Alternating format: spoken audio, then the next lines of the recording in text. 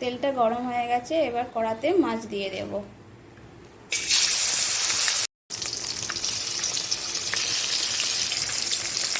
মাছগুলোকে এবার উল্টে দেব।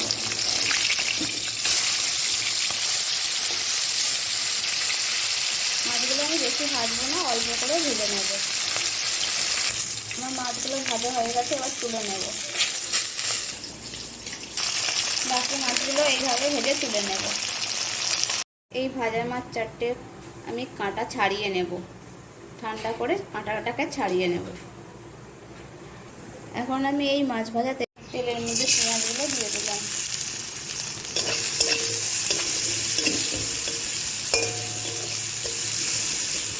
এর মধ্যে রসুন কুচি দিয়ে দিলাম।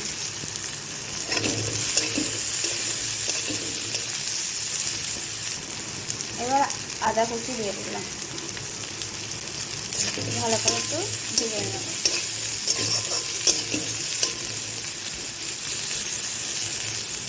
এর লঙ্কা কুচি দিয়ে দিলাম। যে যেমন ঝাল খাবেন সেই অনুযায়ী লঙ্কা দেবেন। আমার ছেলে ঝাল কম খায়, তাই ঝাল কম দিচ্ছি। এবার আমি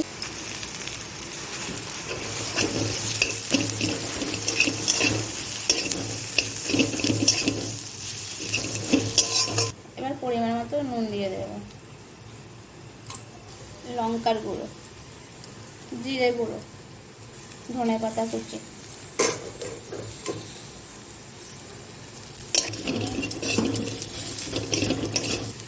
ভাজা মাছগুলোকে ভালো করে কাঁটা ছাড়িয়ে নিয়েছিলাম, সেই ছাড়ানো মাছগুলো দিয়ে দিলাম। ভালো করে মিশিয়ে নেব। এর মধ্যে কিছুটা ব্রেড ক্রাম্বস দিয়ে দিলাম। এবার ভালো করে মিশিয়ে নেব।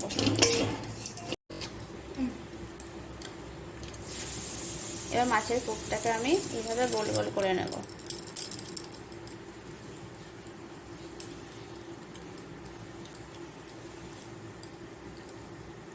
এইভাবে গোল গোল করে রাখবো।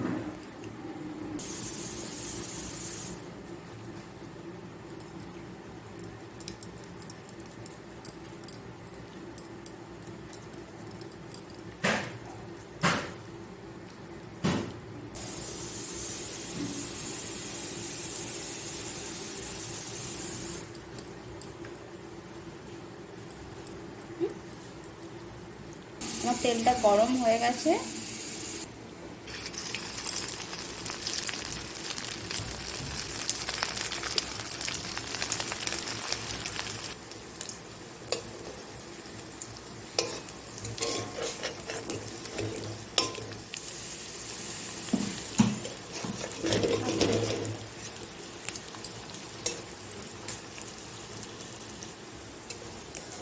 এইভাবে সব উল্টে দেব।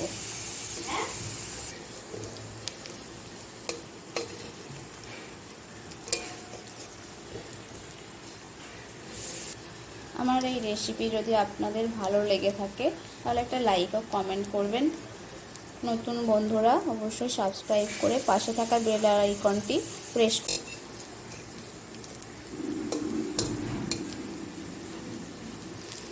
এবার আমি একটা একটা করে তুলে নেব। সবগুলোই লাল লাল করে ভাজা হয়ে গেছে, এবার সবগুলো তুলে নেব।